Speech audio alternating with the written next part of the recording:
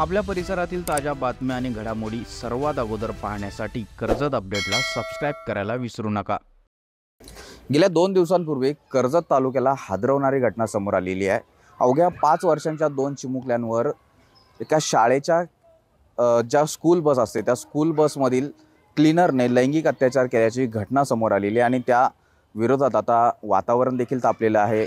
याच पार्श्वभूमीवर आरोपीवर कठोरातील कठोर कारवाई करावी ही आता मागणी जोर धरू लागलेली आहे। आपल्यासोबत ॲडव्होकेट कैलास मोरे साहेब आहेत, आपण त्यांच्याशी चर्चा करणार आहोत। एकंदरीत ही जी घटना आहे त्यांनी देखील एक मागणी केलेली आहे की संबंधित शाळा प्रशासन आहे त्या प्रशासनावर देखील कारवाई करण्यात यावी अशी देखील त्यांची मागणी आहे। त्या मागणीबद्दल त्यांचं काय म्हणणं आहे आपण ते देखील जाणून घेणार आहोत। सर, आपण जी घटना समोर आलेली आहे अतिशय दुर्दैवी घटना आली, कर्जत तालुक्याचं कुठेतरी नाव यातून काळिमा फासली गेलेली आहे, नेमकी आपण जी मागणी केलेली आहे ती काय? याच्यामध्ये ही बातमी जेव्हा समोर आली तर आपण पाहिलं असेल पूर्ण कर्जतमध्ये रायगड जिल्ह्यामध्ये संतापाचं वातावरण आहे। कारण मुलांच्या शिक्षणाबरोबर त्यांचं संरक्षणसुद्धा महत्त्वाचं आहे आणि कायद्याने जर आपण पाहिलं बदलापूरची घटना गेल्या वर्षी घडलेली आहे तर ऑगस्ट 2024मध्ये शासनाने काही नियमावली तयार केलेली आहे। त्याच्यापूर्वीसुद्धा टाईम टू टाईम शासनाने अशा प्रकारची नियमावली तयार करून आणि त्याचं सर्व जी जबाबदारी आहे ही स्कूल मॅनेजमेंट आणि त्यांची आहे आणि म्हणून आम्ही या निमित्ताने अशी मागणी केलेली आहे। आरोपीवर तर पोस्को अंतर्गत गुन्हा दाखल केलेला आहे, त्याच्यावर कारवाई होणार आहे, त्याला सजा जी व्हायची ती होणारच आहे, न्यायालयीन बाब आहे ती। परंतु यासोबत ही जी घटना घडलेल्याला जबाबदार कोण आहे?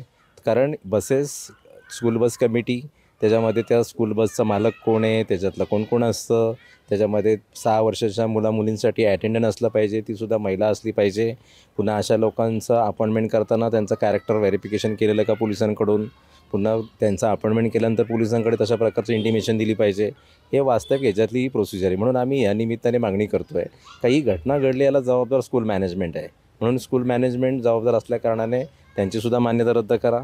त्याच्याबरोबर जे या स्कूलचे जे संचालक आहेत आणि मुख्याध्यापक आहेत ते सुद्धा ह्या घटनेला तेवढेच जबाबदार आहेत, तर त्यांच्यावरसुद्धा गुन्हा दाखल करावा अशा प्रकारची आम्ही सम्यक विद्यार्थी आंदोलनाच्या माध्यमातून मागणी केलेली आहे। एकंदरीत आपण पाहत आहे की आता पोलीस प्रशासन देखील चांगल्या प्रकारे काम करते, परंतु पोलीस प्रशासनात इतकाच हा प्रश्न मर्यादित नाही आहे। तर पाहायला गेलं तर कुठेतरी शिक्षण प्रशासन असेल आणि त्यांची देखील कारवाई होणं ते देखील महत्त्वाचं आहे। कारण पोलीसच बोलत आहेत की परिवहन विभागाने देखील या गाड्या ज्या आहेत स्कूल बस ज्या आहेत त्यांची पूर्णपणे माहिती घेणं आवश्यक आहे। त्यांच्यावर अशा जर स्कूल बस आढळत असतील आणि कुठल्याही महिला अटेंडंट नसेल तर त्यांच्यावर देखील कारवाई होणं गरजेचं आहे। मग या संदर्भात एकंदरीत या 2 विभागाच्या काय काय कारवाया व्हायला हव्यात? याच्यामध्येच त्या नियमावलीमध्ये हा सुद्धा मुद्दा आहे का परिवहन वाहन समिती ही सुद्धा जिल्हा स्तरावर त्याची बैठक घेतली पाहिजे। प्रत्येक स्कूलला जी बस असते त्याचीसुद्धा समिती आहे, तर त्या समितीचा दर महिन्याला बैठक झाली पाहिजे, त्याचा आढावा घेतला पाहिजे। आणि महत्त्वाचा विषय असा आहे का 12 ते 13 विद्यार्थ्यांच्या वरती त्या बसची क्षमता असली पाहिजे बसण्याची। आणि आता आपण पाहिलं असेल कर्जतमध्ये अनेक ठिकाणी अगदी रिक्षामध्ये किंवा ती एक मोठी रिक्षा असते त्याच्यामध्ये कोमून मुलांना भरलं जातं, तर याच्यावर पोलीस प्रशासनाची सुद्धा जबाबदारी आहे। पोलिसांनी कुणाची वाट बघायची गरज नाही आहे, कारण तुम्हाला नियमाच्या बाहेर दिसलं तर तुम्ही ती कारवाई करू शकता, कारण तुम्ही आसनाच्या पलीकडं त्या लोकांना त्या विद्यार्थ्यांना त्यांच्या वाहतुकीसाठी वापर केला जातो, तर त्यांच्यावरसुद्धा कारवाई झाली पाहिजे। तर अशा प्रकारची त्याच्यामध्ये नियमावली आहे आणि म्हणून आम्ही या संदर्भात काय केलेलं आहे का जिल्हाधिकारी आणि शिक्षण मंत्री यांना निवेदन पाठवण्यात आलेलं आहे।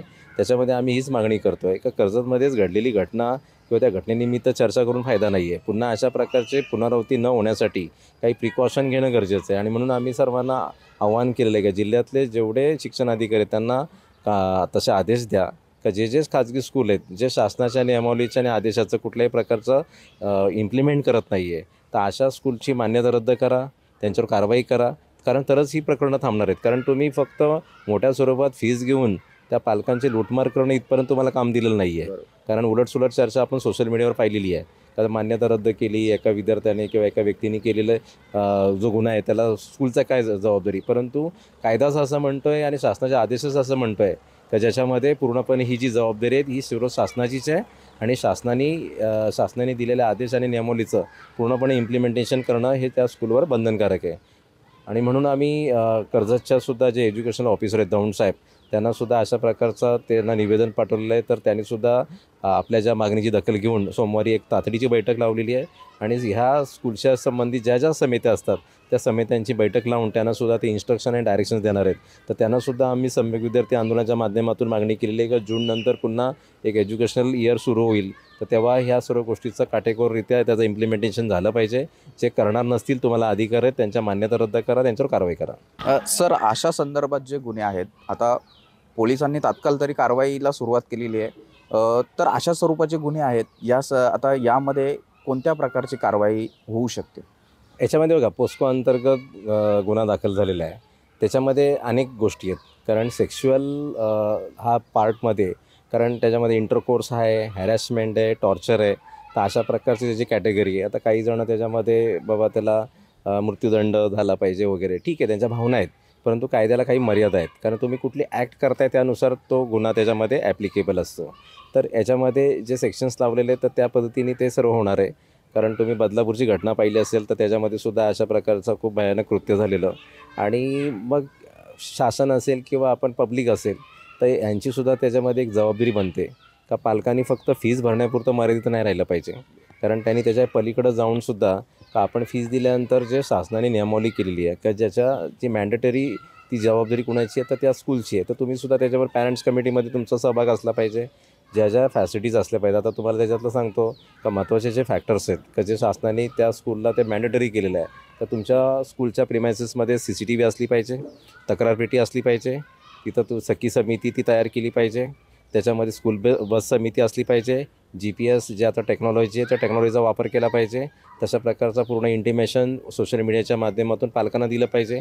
तर ह्या सर्व गोष्टी आहेत, ह्याचा इम्प्लिमेंट करायला अडचण काय आहे तुम्हाला? कारण तुम्ही फुकट मुलांना शिकवत नाही आहेत. अक्षरशः अशा प्रकारच्या कंप्लेंट्स कोरोनामध्ये सुद्धा किंवा आतासुद्धा आलेल्या आहेत तर ज्याच्यामध्ये अक्षरशः मुलांनी फीस भरली नाही म्हणून त्यांना परीक्षेला बसू दिलेलं नाही आहे. तर तुम्ही बिझनेसच जर करताय तर बिझनेस करताना तुम्ही फॅसिलिटीज पण दिल्या पाहिजेत. आणि म्हणून आम्ही तशा प्रकारची मान्यता केलेली आहे का याच्यामध्ये स्कूल मॅनेजमेंट कमिटी जी आहे यांचा पूर्णपणे मोठा रोल आहे, तो त्यांनी त्याच्यामध्ये निभावला पाहिजे. आणि ह्या बसच्या ह्याच्यामध्ये जेव्हा ही मागणी केली तेव्हा सोशल मीडियामध्ये उलटसुलट चर्चा सुरू झालेली आहे का अशा प्रकारचं कृत्य कोणीही करेल आणि त्याला जबाबदार स्कूल कसं काय. पण ह्या सर्व जे इन्फ्रास्ट्रक्चर उभं कोण करतं तर स्कूल करतं आणि त्यांच्या अपॉइंटमेंट कोण करत आहे तर स्कूल करतं आहे. मग त्यांना शासनाने काही गाईडलाईन्स दिलेल्या आहेत ना कशा प्रकारची माणसं नेमणूक करायची, त्यांचं कॅरेक्टर व्हेरीफाय केलं पाहिजे.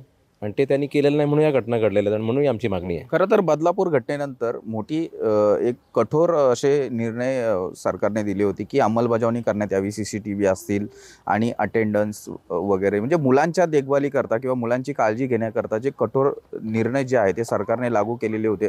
परंतु आता ही घटना पुन्हा एकदा समोर आलेली आहे, त्यामुळे कुठेतरी याची अंमलबजावणी करताना दिसत नाही आहेत. हां, बरोबर आहे ना. हे होत नाही आहे म्हणून तर अडचणीचं आहे. म्हणजे तुम्ही आता जर उद्यापासून अजून 8 दिवस गेल्यानंतर आपल्याकडे एक दुर्दैवाची गोष्ट आहे. अँटी करप्शनची एखादी रेड पडल्यानंतर 10 दिवस तुमचे सर्व सरकारी कार्यालय व्यवस्थित असतात. परंतु 11व्या दिवशी जा पुन्हा जायचे ते. तसाच हा प्रकार आहे का आता काही दिवस गेल्यानंतर पुन्हा स्कूल रिलेटेड ज्या इश्यूज आहेत, ज्या ॲक्टिव्हिटीज आहेत तशाच होतात. तिथं CCTV नसणार आहे, पाण्याची सोय नसते, त्यांच्या तक्रारपेटी नाही आहेत, मुलांच्या समस्या काय आहेत. अक्षरशः न्यू कमर जे टीचर असतात त्यांना अपॉइंटमेंट केलं जातं, क्वालिटी एज्युकेशन दिलं जात नाही आहे. तर अशा अनेक तक्रारी आहेत. तर याच्यावर कुठंतरी एक जबाबदारी जी आहे ती एज्युकेशनल ऑफिसर आहे त्यांची आहे. कारण तुम्हाला त्यासाठीचं शासन पगार देतो आहे. तुम्ही दर महिन्याला तशा प्रकारची आढावा बैठक लावली पाहिजे. आता आपण बघतो का ही घटना घडल्यानंतर सर्व सरकारी अधिकारी असतील यांची आता थोडंसं मुवमेंट सुरू झालेली आहे. तर हीच जर आपण सातत्याने त्याच्यामध्ये अवेअरनेस करणंसुद्धा गरजेचं आहे का मुलांना गुड टच आणि बॅड टच काय याच्याबद्दलचा अवेअरनेस करणं गरजेचं आहे. आणि तो गुड टच आणि बॅड टच आहे ना त्याची जबाबदारीसुद्धा पॅरेंटची आहे. कारण मुलांना माहीत नसतं ना गुड टच काय आणि बॅड टच काय.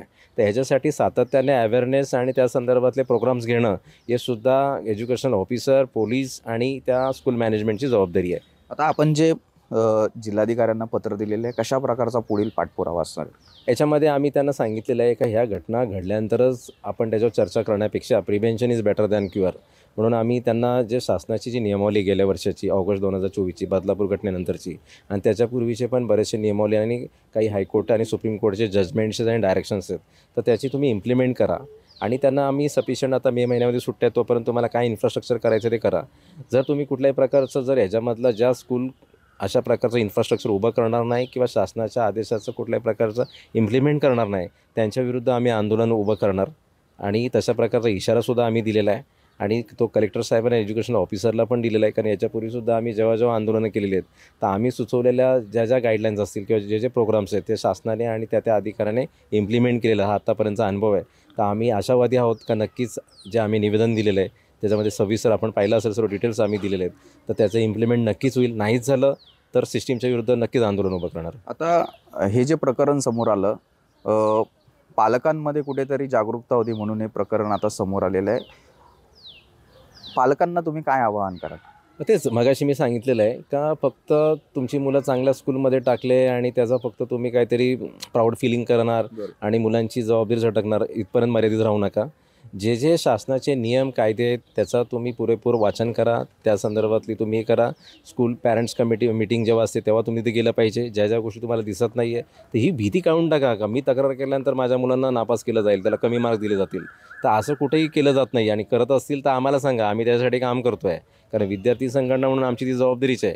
म्हणून या निमित्तानं मी पालकांना सांगेन का आपण आपल्या जे मुलं आहेत त्यांच्याशी एक फ्रेंडली रिलेशन ठेवा. गुड टच बॅड टच या संदर्भातलं ओपनली डिस्कशन केलं पाहिजे. कारण आता आपण ॲडव्हान्स याच्यामध्ये राहतो आहे तर मुलांमध्ये ती संकुचित भावना ठेवू नका. त्यांना बोलतं करा, त्यांच्याबरोबर संवाद साधा, डायलॉग करा. कारण ह्या गोष्टी केल्यानंतरच त्यांच्याबरोबर काय घडतं आहे स्कूलमध्ये या संदर्भातली तुमच्याबरोबर ती चर्चा होऊ शकते. ते तुमच्याबरोबर कम्युनिकेट करू शकतात. आणि मग अशा प्रकारच्या घटना आपण वाचलं असेल की ज्याच्यामध्ये हे गेल्या अनेक दिवसापासून सुरू होतं. मे बी जर त्या मुलांना हा अवेअरनेस असता किंवा त्यांच्यामध्ये जर पालकांबरोबर एक चांगलं गुड डायलॉग असतं तर ही घटना कधीच समोर आली असती. तर अशा प्रकारच्या ह्या घटनेनिमित्त आपण मला वाटतं पालक असतील, गव्हर्नमेंट ऑफिसर्स असतील आणि इव्हन सर्व समाजातील घटक असतील यांनी एक शिकलं पाहिजे का या निमित्ताने असे प्रोग्राम कसे थांबतील. कारण उद्या अशा घटना वारंवार जर घडल्या तर अनेक पालकांमध्ये एक भीतीचं वातावरण तयार होईल. आजच मला 2 पालकांचा फोन आला का सर तुम्ही कधी तिथे भेट देणार आहेत का वगैरे, कारण आम्हीसुद्धा आता खूप भयभीत झालेलो आहोत. तर ही जी परिस्थिती तयार होते ही परिस्थिती थांबवण्यासाठी आपण सर्वांची ती नैतिक जबाबदारी आणि त्यासाठी आपण जागृत असणं गरजेचं आहे.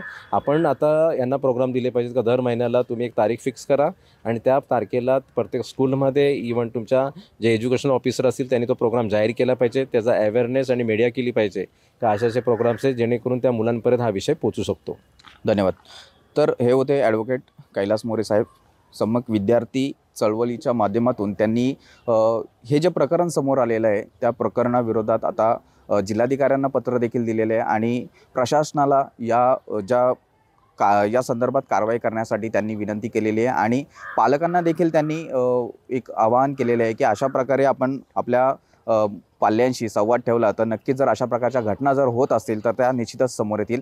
अनेक कायदेशीर बाबींचं देखील आपल्यासमोर त्यांनी उलगडा केलेला आहे आणि आरोपीला कशा प्रकारे कारवाई होईल आणि या संबंधित ज्या शाळा व्यवस्थापनाच्या ज्या पद्धती आहेत त्यांच्यावर देखील या यंत्रणा कशा जबाबदार आहेत त्यांच्यावर देखील कशी कारवाई होईल हे देखील त्यांनी यातून स्पष्ट केलेलं आहे.